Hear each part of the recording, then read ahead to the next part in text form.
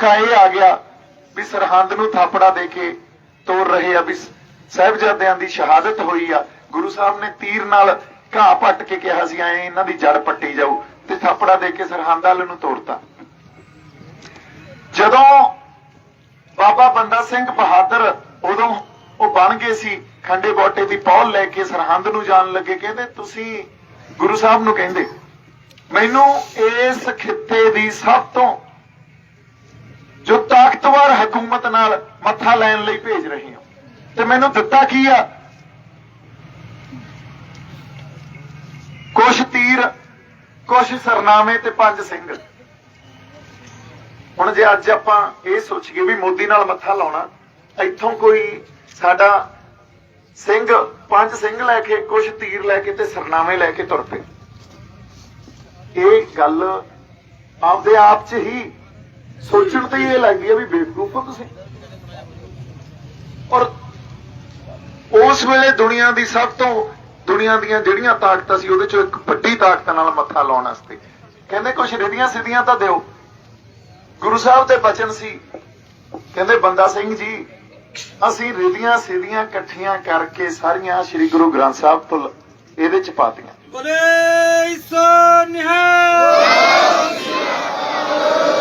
अरदास बेनती करो श्री गुरु ग्रंथ साहब तो रिधियां सिद्धियां ले लो। अरदास बेनती की गई ते अरदास करके अरदास सोध के तुर पे पंजाब नूं तुर पे।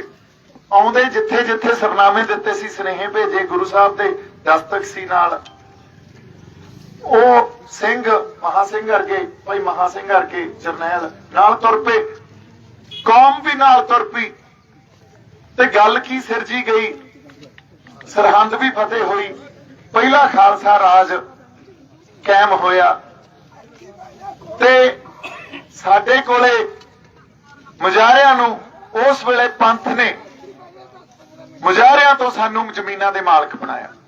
जिहड़ियां सरदारियां अज असीं मानी जाने आ ना, इहदे पिछे बड़े सिर लगे आ।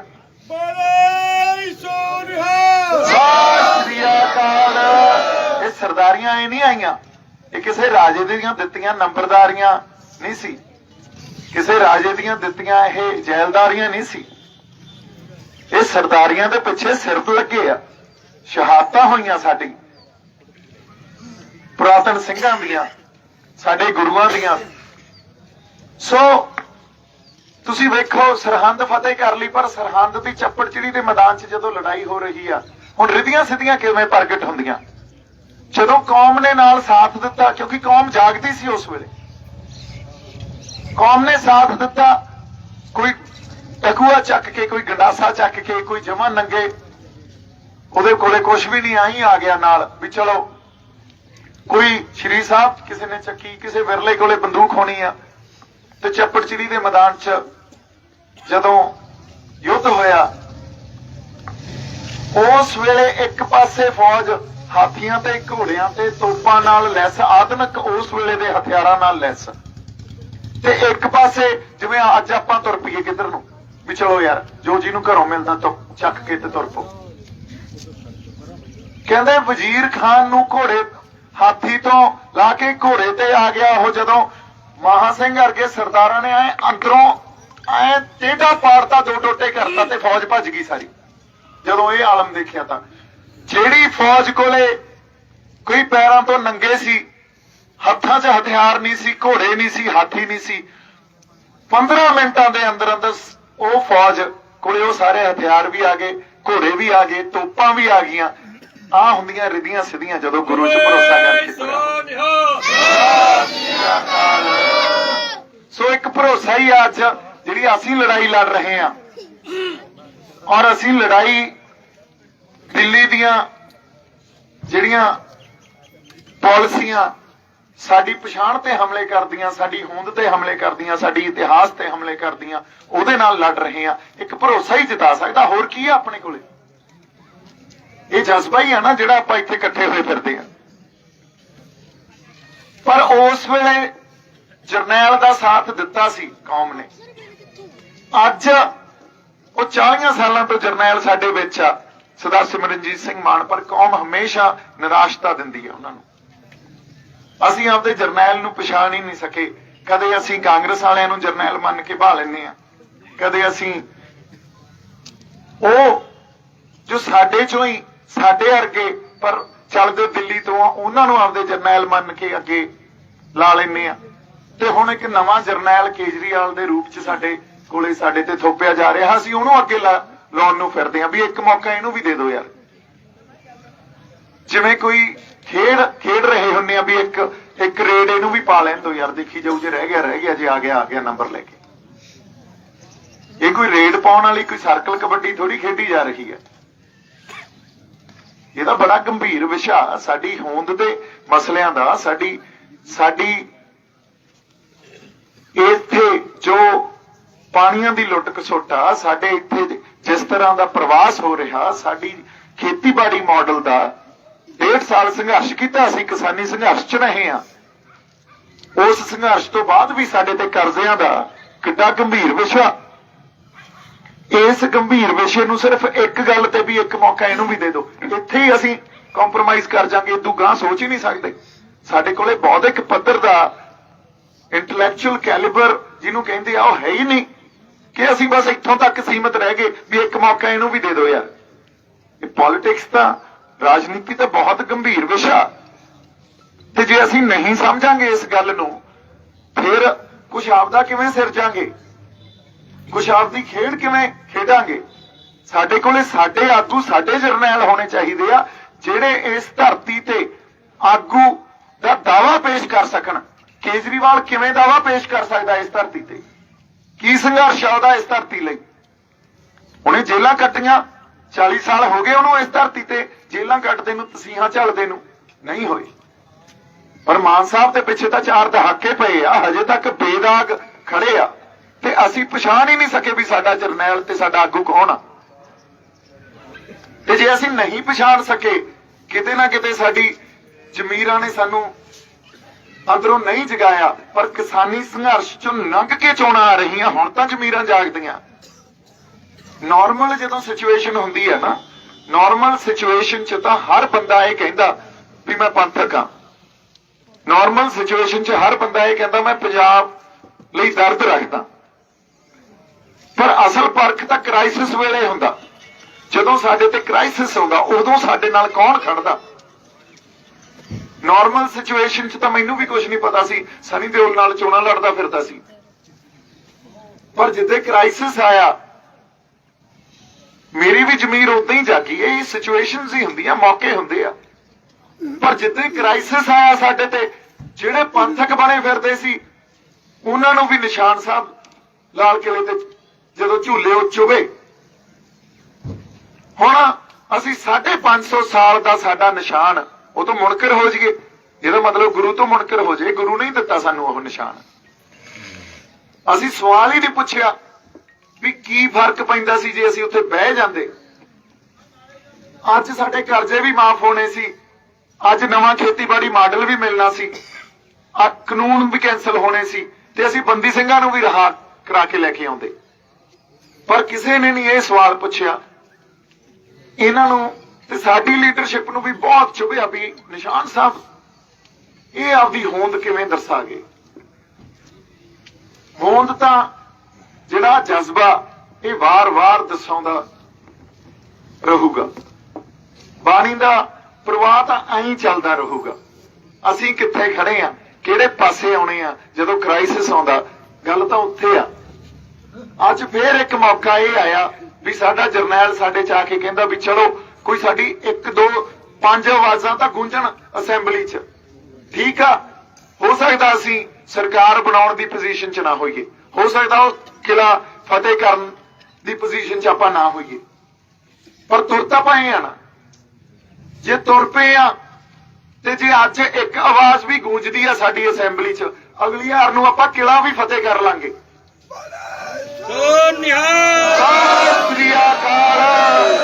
ਜਿਨ੍ਹਾਂ ਨੇ ਸਰਕਾਰਾਂ ਬਣਾਤੀਆਂ ਉਹਨਾਂ ਨੇ ਸਾਡਾ ਕੀ ਕਰਤਾ।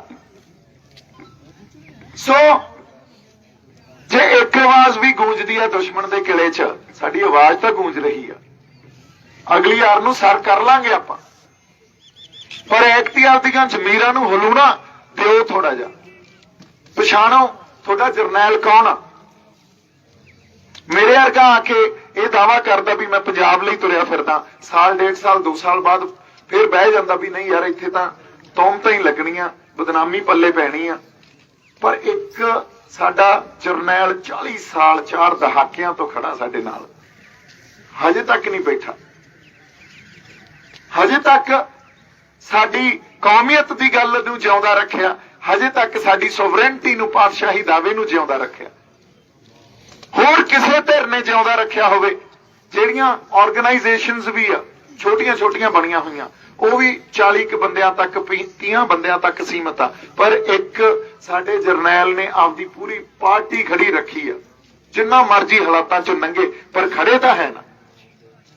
ਅੱਜ ਅਸੀਂ ਉਸ ਮੰਚ ਤੇ ਆ ਕੇ ਗੱਲ ਤਾਂ ਕਰਨ ਜੋਗੇ ਹੈ। ਅੱਜ ਤੱਕ ਕੋਈ ਸਮਝੌਤਾ ਨਹੀਂ ਦਿੱਲੀ ਤੋਂ ਚੱਲਦੀ ਕਿਸੇ ਧਿਰ ਨਾਲ, ਅੱਜ ਤੱਕ ਕੋਈ ਸਿਧਾਂਤਕ ਸਮਝੌਤਾ ਨਹੀਂ।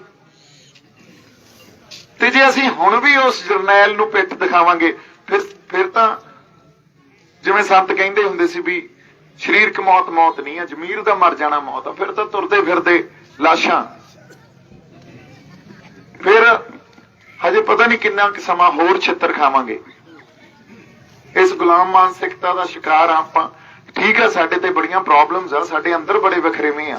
ਉਹ ਵਖਰੇਵੇਂ ਹੋਣੇ ਸੁਭਾਵਿਕ ਵੀ ਆ, ਕਿਉਂਕਿ 150 ਸਾਲ ਦੀ ਗੁਲਾਮੀ ਸਾਡੇ ਸਿਰਾਂ ਤੇ ਆ, ਔਰ ਉਸ ਗੁਲਾਮੀ 'ਚ ਸਾਡਾ ਆਪਦਾ ਕੋਈ ਸਟਰਕਚਰ ਨਹੀਂ ਰਿਹਾ। 1849 ਤੋਂ ਬਾਅਦ ਸਾਡਾ ਕੋਈ ਸਟਰਕਚਰ ਨਹੀਂ ਰਿਹਾ। ਜਦੋਂ ਸਾਡੇ ਕੋਲੇ ਸਾਡਾ ਸਟਰਕਚਰ ਨਾ ਹੋਵੇ, ਅਸੀਂ ਕਿਸੇ ਗੈਰ ਦੇ ਸਟਰਕਚਰ ਦੇ ਅਧੀਨ ਤੁਰੇ ਫਿਰਦੇ ਹੋਈਏ, ਤਾਂ ਮਸਲਿਆਂ ਦਾ ਪੈਦਾ ਹੋਣਾ ਸੁਭਾਵਿਕ ਆ। ਇਹਦਾ ਮਤਲਬ ਉਹ ਮਸਲੇ ਅਸੀਂ ਨਹੀਂ ਪੈਦਾ ਕੀਤੇ ਹੋਏ, ਸਾਡੇ ਗਲਾਂ 'ਚ ਪਾਏ ਗਏ ਆ। ਤੇ ਜੇ ਸਾਡੇ ਗਲਾਂ 'ਚ ਪਾਏ ਗਏ ਆ ਉਹ ਮਸਲੇ, ਉਹ ਸਾਡੇ ਮਸਲੇ ਨਹੀਂ ਆ। ਉਹਨਾਂ ਨਾਲ ਨਜਿੱਠਿਆ ਤਾਂ ਹੀ ਜਾ ਸਕਦਾ ਜੇ ਅਸੀਂ ਕੋਈ ਆਪਦੀ ਧਿਰ, ਆਪਦਾ ਜਰਨੈਲ, ਆਪਦਾ ਆਗੂ, ਇੱਕ ਆਪਦੀ ਸਿਆਸਤ ਸਿਰਜੀਏ। ਪਰ ਜੋ ਆਪਦਾ ਉਹਨੂੰ ਪੇਸ਼ ਹੀ ਐ ਕੀਤਾ ਜਾਂਦਾ ਵੀ ਦੇਖੋ ਇਹਦਾ ਤਾਂ ਯਾਰ ਉਦੋਂ ਮੌਕਾ ਦਿੱਤਾ ਸੀ ਤੇ ਪਾਰਲੀਮੈਂਟ 'ਚ ਗਿਆ ਨਹੀਂ, ਇਹਦਾ ਸ਼੍ਰੀ ਸਾਹਿਬ ਤੇ ਅੜ ਗਿਆ। ਹੁਣ ਤੁਸੀਂ ਆਪਦੀ ਬਿਰਤੀ 90 ਦੇ ਦਹਾਕੇ 'ਚ ਲੈ ਕੇ ਜਾਓ। ਇੱਕ ਪਾਸੇ ਤਾਂ ਕੌਮ ਮਹਾ ਸੰਘਰਸ਼ ਆਪਦੀ ਪਛਾਣ ਦਾ ਕਰ ਰਹੀ ਆ, ਇੱਕ ਪਾਸੇ ਕੌਮ ਆਪਦੀ ਸੋਵਰੇਨਟੀ ਦਾ ਸੰਘਰਸ਼ ਕਰ ਰਹੀ ਆ, ਤੇ ਤੁਹਾਡਾ ਜਰਨੈਲ ਪਾਰਲੀਮੈਂਟ 'ਚ ਵਰਨ ਖਾਤਰ ਆਪਦੀ ਪਛਾਣ ਨੂੰ ਛੱਡ ਕੇ, ਜੋ ਸਾਨੂੰ ਸਾਡੇ ਗੁਰੂ ਸਾਹਿਬ ਨੇ ਦਿੱਤੀ ਆ, ਉਹਨੂੰ ਛੱਡ ਕੇ ਪਾਸੇ ਰੱਖ ਕੇ ਤੇ ਪਾਰਲੀਮੈਂਟ 'ਚ ਵੜ ਜੇ। ਸਤਿ ਸ੍ਰੀ ਅਕਾਲ। ਇਹਦਾ ਮਤਲਬ ਜਿਸ ਗੱਲ ਤੇ ਸਾਨੂੰ ਮਾਣ ਹੋਣਾ ਚਾਹੀਦਾ ਸੀ, ਜੋ ਸਾਡੇ ਆਗੂ ਦਾ, ਸਾਡੇ ਜਰਨੈਲ ਦਾ ਗੁਣ ਆ, ਇਹਨਾਂ ਨੇ ਉਹਨੂੰ ਵੀ ਔਗਣ ਬਣਾ ਕੇ ਪੇਸ਼ ਕਰਤਾ। ਤੇ ਅਸੀਂ ਮੰਨ ਵੀ ਲਈ ਇਹ ਗੱਲ ਵੀ ਇਹਨੂੰ ਤਾਂ ਪੋਲਿਟਿਕਸ ਹੀ ਨਹੀਂ ਕਰਨੀ ਆਉਂਦੀ। ਔਰ ਉਹ ਜਰਨੈਲ ਫੇਰ ਤੁਹਾਡੇ ਲਈ ਅੰਬੈਸੀਆਂ 'ਚ ਜਾ ਕੇ ਬਾਹਰਲੇ ਦੇਸ਼ਾਂ ਦੇ ਅੰਬੈਸਡਰਸ ਨਾਲ ਗੱਲ ਕਰਦਾ ਰਿਹਾ। ਉਹ ਜਰਨੈਲ ਫੇਰ ਹਿੰਦ ਹਕੂਮਤ ਦੇ ਵਜ਼ੀਰ ਆਜ਼ਮ ਤੋਂ ਲੈ ਕੇ ਉਹਨਾਂ ਦੇ ਵੱਡੇ ਵੱਡੇ ਵਜ਼ਾਰਤ ਦੇ ਬੰਦੇ, ਉਹਨਾਂ ਦੇ ਗ੍ਰਹਿ ਮੰਤਰੀਆਂ ਨੂੰ ਮਿਲਦਾ ਰਿਹਾ, ਉਹਨਾਂ ਨੂੰ ਦੱਸਦਾ ਰਿਹਾ ਵੀ ਅਸੀਂ ਇੱਕ ਆਪ ਅੱਡ ਕੌਮ ਆ, ਅਸੀਂ ਇੱਥੇ ਇੱਕ ਆਪਦੀ ਕੌਮੀਅਤ ਨੂੰ ਵਸਾਈ ਆਪਦੇ ਦਿਲਾਂ 'ਚ ਬੈਠੇ ਆ। ਇਸ ਧਰਤੀ ਦੀ ਇੱਕ ਵਿਸ਼ੇਸ਼ਤਾ ਆਪਦੀ, ਇਹਦੀ ਇੱਕ ਆਪਦੀ ਕੌਮੀਅਤ ਆ। ਉਹ ਸਾਰਾ ਕੁਝ ਕਰਦਾ ਰਿਹਾ ਪਰ ਅਸੀਂ ਦੇਖਿਆ ਤੱਕ ਨਹੀਂ ਉਹਦੇ ਅੰਦਰ। ਸੋ ਅੱਜ ਸਾਡੇ 'ਚ ਜਿਹੜੀ ਇਹ ਸੋਚ ਪੈਦਾ ਹੋਈ ਹੈ, ਇਹਦੇ ਪਿੱਛੇ ਵੱਡਾ ਕਾਰਨ ਇਹ ਆ ਵੀ ਅਸੀਂ ਕਿਸਾਨੀ ਸੰਘਰਸ਼ 'ਚੋਂ ਲੰਘ ਕੇ ਆਏ ਆ। ਕਿਸਾਨੀ ਸੰਘਰਸ਼ ਦੇ ਅਨੁਭਵ ਨੇ ਤੇ ਉਹਦੇ ਅਧਿਐਨ ਨੇ ਸਾਨੂੰ ਕੁਝ ਗੱਲਾਂ ਸਿਖਾਈਆਂ। ਕਿਸਾਨੀ ਸੰਘਰਸ਼ ਦੀਆਂ ਗੁਲਾਈਆਂ ਤੋਂ ਅਸੀਂ ਇਹ ਗੱਲਾਂ ਸਮਝੀਆਂ ਵੀ ਜੇ ਸਾਡੀ ਰਿਪਰੈਜ਼ੈਂਟੇਸ਼ਨ ਨਹੀਂ ਹੋਊਗੀ, ਸਾਡੀ ਆਪਦੀ ਕੋਈ ਧਿਰ ਨਹੀਂ ਹੋਊਗੀ, ਤਾਂ ਸਾਡੇ ਨਾਲ ਕਦੇ ਕਿਸੇ ਨੇ ਨਿਆਂ ਨਹੀਂ ਕਰਨਾ। ਸੋ ਆਪਦੇ ਜ਼ਮੀਰਾਂ ਨੂੰ ਸਰਹੰਦ ਫਤਿਹ ਤਾਂ ਹੀ ਹੋਊ ਜੇ ਕੌਮ ਨਾਲ ਤੁਰੂ, ਤੇ ਗੁਰੂ ਨੂੰ ਤਾਂ ਭਰੋਸਾ ਸੀ ਵੀ ਕੌਮ ਨਾਲ ਤੁਰੂ। ਜਦੋਂ ਬਾਬਾ ਬੰਦਾ ਸਿੰਘ ਬਹਾਦਰ ਨੂੰ ਭੇਜਿਆ ਸੀ, ਤੇ ਅੱਜ ਕੌਮ ਕਿਉਂ ਨਾ ਨਾਲ ਤੁਰੂ? ਭਰੋਸਾ ਤਾਂ ਅੱਜ ਵੀ ਆ ਨਾ। ਜੇ ਅਸੀਂ ਗੁਰੂ ਤੋਂ ਬੇਮੁਖ ਹੁੰਨੇ ਆ, ਬਦਾਵਾ ਲੈ ਕੇ ਆਪਦੀ ਪਿੱਠ ਘੜ ਕੇ ਖੜੇ ਹੁੰਨੇ ਆ, ਫਿਰ ਇਹ ਤੁਹਾਡੇ ਤੇ ਗੁਰੂ ਚ ਗੱਲ। ਇਸ ਲਈ ਨਾਲ ਤੁਰਨਾ, ਚਾਹੇ ਉਸ ਵੇਲੇ ਬਾਬਾ ਬੰਦਾ ਸਿੰਘ ਬਹਾਦਰ ਦਾ ਟਾਈਮ ਸੀ ਜਾਂ ਅੱਜ ਸਰਦਾਰ ਸਿਮਰਨਜੀਤ ਸਿੰਘ ਮਾਨ ਦਾ ਟਾਈਮ ਆ। ਇਹ ਸਾਡਾ ਇਕਲਾਖੀ ਫਰਜ਼ ਆ, ਇਹ ਸਾਡੀ ਕੌਮੀ ਸਾਂਝ ਆ। ਸੋ ਇਸ ਲਈ ਮੇਰੀ ਅਰਦਾਸ ਬੇਨਤੀ ਆ। ਬਾਕੀ ਇਹ ਜ਼ਰੂਰ ਆ ਵੀ ਆਪਾਂ ਚੋਣਾਂ ਨੂੰ ਲੈ ਕੇ ਹੋਰ ਬੜੀਆਂ ਗੱਲਾਂ ਕਰ ਸਕਦੇ ਹਾਂ, ਇੰਪਲੋਇਮੈਂਟ ਦੀ ਗੱਲ ਕਰ ਸਕਦੇ ਹਾਂ, ਆਪਾਂ ਇੱਥੇ ਐਜੂਕੇਸ਼ਨ ਦੀ ਗੱਲ ਕਰ ਸਕਦੇ ਹਾਂ, ਆਪਾਂ ਇੱਥੇ ਇਨਫਰਾਸਟ੍ਰਕਚਰ ਦੀ ਗੱਲ ਕਰ ਸਕਦੇ ਹਾਂ, ਆਪਾਂ ਮਾਡਰਨ ਇੱਕ ਜਿਹੜੀ ਮਾਡਰਨ ਪੋਲਿਟਿਕਸ ਦਾ ਰੂਪ ਆ ਉਹਦੀ ਵੀ ਗੱਲ ਕਰ ਸਕਦੇ ਹਾਂ। ਪਰ ਇੱਕ ਸਵਾਲ ਮੈਂ ਪੁੱਛਣਾ ਚਾਹਣਾ, ਸਾਡੇ ਪਿੱਛੇ ਇੰਨਾ ਅਨਿਆਂ ਪਿਆ, ਸਾਡੀਆਂ ਧੀਆਂ ਭੈਣਾਂ ਦੀ ਬੇਪੱਤੀ ਪਈ ਆ, ਸਾਡੇ ਝੂਠੇ ਮੁਕਾਬਲੇ ਪਏ ਆ, 84 ਦੀ ਨਸਲਕੁਸ਼ੀ ਪਈ ਆ, 84 ਤੋਂ ਲੈ ਕੇ 92 ਤੱਕ ਜੋ ਨਸਲਕੁਸ਼ੀ ਸਾਡੇ ਨਾਲ ਕੀਤੀ ਉਹ ਸਭ ਕੁਝ ਪਿਆ, ਸਾਨੂੰ ਬਦਨਾਮ ਕੀਤਾ ਗਿਆ ਉਹ ਪਿਆ, ਉਹ ਨਿਆਂ ਤਾਂ ਸਾਨੂੰ ਕਦੇ ਨਹੀਂ ਮਿਲਿਆ। ਤੇ ਅਸੀਂ ਇਹ ਕਹੀਏ ਵੀ ਨਹੀਂ ਚਲੋ ਇਹ ਸਭ ਕੁਝ ਭੁੱਲੇ ਤੇ ਤੁਸੀਂ ਆ ਗਲੀਆਂ ਨਾਲੀਆਂ ਸਾਡੀ ਪੱਕੀਆਂ ਕਰਾ ਦਿਓ ਯਾਰ, ਠੀਕ ਆ ਅਸੀਂ ਤੁਹਾਨੂੰ ਵੋਟਾਂ ਪਾ ਦਿੰਦੇ ਹਾਂ, ਫਿਰ ਤਾਂ ਬੇਗੈਰਤੀ ਹੋਈ ਨਾ। ਜੇ ਤੁਹਾਨੂੰ ਅਸੀਂ ਇਹ ਚੁਆਇਸ ਦੇ ਦਈਏ ਵੀ ਇੱਕ ਪਾਸੇ ਇੰਨਾ ਵੱਡਾ ਅਨਿਆਂ ਤੇ ਇਹ ਮਤ ਭੁੱਲੋ ਵੀ ਇਹ ਅਨਿਆਂ ਇੱਥੇ ਹੀ ਖਤਮ ਹੋ ਗਿਆ, ਇਹਦਾ ਦਿਨ ਬ ਦਿਨ ਸਦੀਵੀ ਹੁੰਦਾ ਜਾ ਰਿਹਾ, ਪਰਪੈਚੁਏਟ ਹੋ ਰਿਹਾ।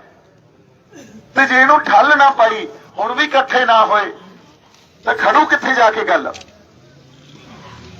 ਇਨਜਸਟਿਸ ਜਿਹੜੀ ਆ ਉਹ ਕੌਮਾਂ ਨੂੰ, ਕੌਮਾਂ ਦੇ ਦਬਦਬੇ ਨੂੰ ਖਤਮ ਕਰ ਦਿੰਦੀ ਆ। ਇੱਕ ਗੱਲ ਬੜੇ ਸੁਹਿਰਦਤਾ ਨਾਲ ਸਮਝਣ ਵਾਲੀ ਆ, ਉਹ ਇਹ ਆ ਵੀ ਤੁਹਾਡਾ ਦਬਦਬਾ ਉਦੋਂ ਤੱਕ ਹੀ ਆ, ਤੁਹਾਡੀ ਐਗਜ਼ਿਸਟੈਂਸ ਉਦੋਂ ਤੱਕ ਹੀ ਹੈ ਜਦੋਂ ਤੱਕ ਤੁਸੀਂ ਜੰਗ ਦੇ ਮੈਦਾਨ 'ਚ ਤਕੜੇ ਹੋ। ਇਹ ਜਿਹੜੇ ਕਹਿੰਦੇ ਆ ਨਾ ਅੱਜ ਦੀ ਇੱਕ ਮਾਡਰਨ ਐਜੂਕੇਸ਼ਨ, ਬਾਈ ਜੀ ਉਹ ਪਿੱਛੇ ਇੱਕ ਮਾਡਰਨ ਐਜੂਕੇਸ਼ਨ ਨੇ, ਇੱਕ ਨਵੇਂ ਗਿਆਨ ਵਿਗਿਆਨ ਨੇ ਇੱਕ ਹੋਰ ਬੜੀ ਗੱਲ ਪ੍ਰਚਲਿਤ ਕਰਤੀ, ਕਿਉਂਕਿ ਤੁਹਾਨੂੰ ਸਲੇਵਸ ਬਣਾਉਣਾ, ਤੁਹਾਨੂੰ ਗੁਲਾਮ ਬਣਾਉਣਾ ਵੀ ਵਿਚਾਰਾਂ ਦਾ ਸਮਾਂ ਯਾਰ। ਇਹ ਤਾਂ ਇੱਥੇ ਜਿਹੜੀ ਵਾਇਲੈਂਸ ਕੁਝ ਨਹੀਂ ਕਰ ਸਕਦੀ, ਅਸੀਂ ਵਾਇਲੈਂਸ ਨੂੰ ਪ੍ਰਮੋਟ ਨਹੀਂ ਕਰ ਰਹੇ, ਪਰ ਤੁਹਾਨੂੰ ਇੱਕ ਗੱਲ ਸਮਝਣੀ ਜ਼ਰੂਰ ਚਾਹੀਦੀ ਹੈ, ਡਾਂਗ ਸੋਟੇ ਵਾਲੀ ਜੁਰਤ ਵੀ ਕੌਮ 'ਚ ਹੋਣੀ ਚਾਹੀਦੀ ਹੈ। ਉਹ ਤੋਂ ਬਿਨਾਂ ਕੌਮ ਦਾ ਦਬਦਬਾ, ਕੌਮ ਦੀ ਐਗਜ਼ਿਸਟੈਂਸ ਨੂੰ ਖਤਰਾ। ਕਿਉਂ? ਕਿਉਂਕਿ ਜਿਹੜਾ ਇਹ ਮੁਲਕ ਆ ਇਹਦੀ ਐਗਜ਼ਿਸਟੈਂਸ ਵੀ ਵਾਇਲੈਂਸ ਤੇ ਖੜੀ ਆ। ਕਿਵੇਂ ਵਾਇਲੈਂਸ ਤੇ ਖੜੀ ਆ? ਜੇ ਪੀਸ ਨਾਲ ਹੀ ਸਭ ਕੁਝ ਅਚੀਵ ਹੁੰਦਾ ਹੋਵੇ ਫਿਰ ਐਡਾ ਵੱਡਾ ਵੱਡਾ ਡਿਫੈਂਸ ਬਜਟ ਕਿਉਂ ਰੱਖਿਆ ਜਾਂਦਾ? ਆਧੁਨਿਕ ਹਥਿਆਰ ਕਿਉਂ ਦਿੱਤੇ ਜਾਂਦੇ ਆ? ਫਿਰ 에ਅਰ ਫੋਰਸ, ਨੇਵੀ, ਆਰਮੀ ਨੂੰ ਉਹ ਇਸ ਕਦਰ ਕਿਉਂ ਸਟਰੋਂਗ ਕੀਤਾ ਜਾਂਦਾ? ਫਿਰ ਅਮਰੀਕਾ ਆਪਦੀ ਜੋ ਇੱਕ ਆਰਮਡ ਫੋਰਸਿਸ ਨੂੰ ਇਹਦਾ ਸਟਰੋਂਗ ਕਿਉਂ ਕਰ ਰਿਹਾ? ਇਹਦਾ ਮਤਲਬ ਕਿਸੇ ਵੀ ਮੁਲਕ ਦੀ ਜਿਹੜੀ ਫਾਊਂਡੇਸ਼ਨ ਆ ਨਾ, ਉਹ ਉਹਨਾਂ ਦੇ ਡਾਂਗ ਸੋਟੇ 'ਚ ਕਿੰਨੇ ਤਗੜੇ ਆ, ਉਹੀ ਆ। ਇਸੇ ਤਰ੍ਹਾਂ ਜੇ ਕੌਮ ਦੀ ਫਾਊਂਡੇਸ਼ਨ ਜਿਹੜੀ ਆ ਉਹ ਵੀ ਡਾਂਗ ਸੋਟੇ 'ਚ ਆਪਾਂ ਕਿੰਨੇ ਕੁ ਤਗੜੇ ਆ, ਇਹ ਉਹੀ ਆ। ਜਿੱਥੇ ਇਹ ਛੱਡ ਕੇ, ਜਿੱਥੇ ਆਪਦੀ ਪਛਾਣ ਛੱਡ ਕੇ, ਸ਼੍ਰੀ ਸਾਹਿਬ ਛੱਡ ਕੇ ਤੇ ਝਾੜੂਆਂ ਨਹੀਂ ਹੋ ਗਏ, ਉੱਥੇ ਤੁਹਾਡਾ ਡਾਂਗ ਸੋਟੇ ਵਾਲਾ ਦਬਦਬਾ ਗਿਆ ਤੇ ਫੇਰ ਤੁਹਾਨੂੰ ਬੇਰਾਂ ਵੱਟੇ ਨਹੀਂ ਪੁੱਛਣਾ ਕਿਸੇ ਨੇ। ਸੋ ਜਿਹੜੀ ਗੱਲ ਇਹ ਆ ਵੀ ਵਿਚਾਰਾਂ ਦੀ ਗੱਲ ਜਿੱਥੇ ਹੁੰਦੀ ਆ ਉੱਥੇ ਵਿਚਾਰ ਕਰਦੇ ਆ, ਜਿੱਥੇ ਡਾਂਗ ਸੋਟੇ ਦੀ ਗੱਲ ਹੁੰਦੀ ਆ ਉੱਥੇ ਡਾਂਗ ਸੋਟਾ ਹੀ ਕੰਮ ਕਰਦਾ। ਸੋ ਇਹ ਕੋਈ ਬਾਈਨਰੀਜ਼ ਨਹੀਂ ਆ ਜਿਹੜੀਆਂ ਜਮਾਤਾਂ ਵੀ ਅੱਜ ਕੱਲ ਯਾਰ ਵਿਚਾਰਾਂ ਦਾ ਸਮਾਂ, ਅੱਜ ਕੱਲ ਹਥਿਆਰਾਂ ਦਾ ਸਮਾਂ ਨਹੀਂ ਆ। ਆਪਾਂ ਹਥਿਆਰ ਪ੍ਰਮੋਟ ਨਹੀਂ ਕਰ ਰਹੇ, ਪਰ ਗੱਲ ਨੂੰ ਸਮਝੀਏ ਤਾਂ ਸਹੀ। ਜੇ ਸਾਡੇ ਤੋਂ ਸਾਡੀ ਸਵੈ ਰੱਖਿਆ ਲਈ ਸ਼੍ਰੀ ਸਾਹਿਬ ਹੀ ਖੋਲੀ ਤੇ ਸਾਡੇ ਹੱਥਾਂ 'ਚ ਝਾੜੂ ਫੜਾਤੇ ਜਾਂ ਕੋਈ ਹੋਰ ਪਛਾਣ ਦੇਤੀ, ਫਿਰ ਤਾਂ ਤੁਹਾਡੀ ਸੋਵਰੈਂਟੀ, ਤੁਹਾਡੀ ਖੁਦਮੁਖਤਿਆਰੀ ਦਾ ਪ੍ਰਤੀਕ ਆ ਉਹ, ਤੁਹਾਡੇ ਤੋਂ ਲੈ ਗਏ ਖੋ ਕੇ। ਇਹ ਖੁਦਮੁਖਤਿਆਰੀ ਤਾਂ ਸਾਡੇ ਗੁਰੂ ਨੇ ਸਾਨੂੰ ਦਿੱਤੀ ਸੀ, ਘਰ ਘਰ 'ਚ ਖੁਦਮੁਖਤਿਆਰੀ ਸੀ। ਡੈਮੋਕ੍ਰੇਸੀ ਦਾ ਜਿਹੜਾ ਇੱਕ ਬਹੁਤ ਬਿਊਟੀਫੁਲ ਐਸਪੈਕਟ ਹੀ ਇਹ ਆ ਵੀ ਤੁਹਾਡੇ ਕੋਲੇ ਤੁਹਾਡੀ ਜਿਹੜੀ ਖੁਦਮੁਖਤਿਆਰੀ ਆ ਉਹ ਘਰ ਘਰ 'ਚ ਹੋਵੇ, ਪਾਵਰ ਦੀ ਡਿਸਟ੍ਰੀਬਿਊਸ਼ਨ ਇਸ ਲੈਵਲ ਤੱਕ ਹੋਵੇ, ਉਹ ਪਰਿਵਾਰ ਦੀਆਂ ਇਕਾਈਆਂ ਤੱਕ ਜਾਵੇ। ਪਰ ਇੱਥੇ ਤਾਂ ਸਾਰੀ ਪਾਵਰ ਨੂੰ ਸੈਂਟਰਲਾਈਜ਼ ਕਰੀ ਜਾਂਦੇ ਆ। ਸੋ ਸੰਘਰਸ਼ ਲੰਬਾ, ਸੰਘਰਸ਼ ਦੇ ਵਿੱਚੋਂ ਲੋਕਾਂ ਨੂੰ ਵੀ ਲੰਘਣਾ ਪਊ ਤੇ ਲੀਡਰਾਂ ਨੂੰ ਵੀ ਲੰਘਣਾ ਪਊ। ਕੰਫਰਟ ਜ਼ੋਨ ਚੋਂ ਨਿਕਲ ਕੇ ਹੀ ਕੁਝ ਬਣੂਗਾ। ਤੇ ਜੇ ਅਸੀਂ ਕਹੀਏ ਵੀ ਆਪਦੀ ਕੰਫਰਟ ਜ਼ੋਨ 'ਚ ਰਹਿ ਕੇ ਅਸੀਂ ਕੁਝ ਸਿਰਜ ਜਾਾਂਗੇ ਤਾਂ ਨਹੀਂ ਸਿਰਜਿਆ ਜਾ ਸਕਦਾ। ਇਹ ਝੂਠ ਆ। ਸੋ ਆਪਦੀ ਹੋਂਦ ਤੇ, ਆਪਦੀ ਪਛਾਣ ਤੇ, ਆਪਦੇ ਫਲਸਫਿਆਂ ਤੇ ਵਾਪਸ ਆਓ। ਉੱਥੇ ਆ ਕੇ ਹੀ ਕੁਝ ਆਪਾਂ ਸਿਰਜ ਸਕਦੇ ਹਾਂ। ਫੇਰ ਹੀ ਪੰਜਾਬ ਨੂੰ ਕਿਸੇ ਨਵੇਂ ਸਿਰਿਓਂ